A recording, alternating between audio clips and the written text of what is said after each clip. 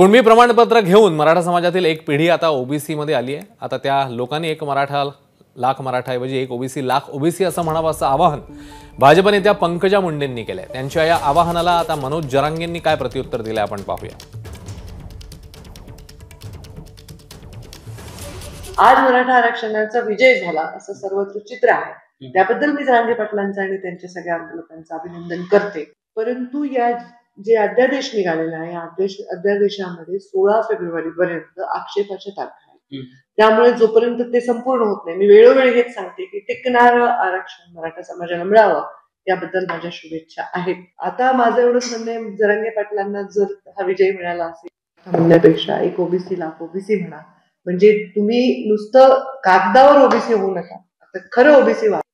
पंकजा मुंडेंनी स्वागत केले ओबीसी मध्ये, मग एक ओबीसी लाख ओबीसी म्हणावं असे आव्हान मराठा लाख मराठा म्हणणे दोन्ही आम्हीच आहेत। ओबीसी आम्हीच, एक मराठा ओबीसी मराठा, कोटी मराठा आम्हीच, मराठा आम्ही ओबीसी आम्ही, कारण शेतकरी आम्ही, शेतन लढाऊ क्षेत्रीय मराठी आम्ही, दोन्ही आम्हीच।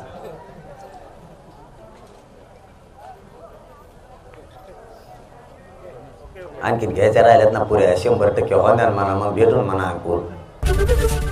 एबीपी माझा, उघडा डोळे बघा नीट।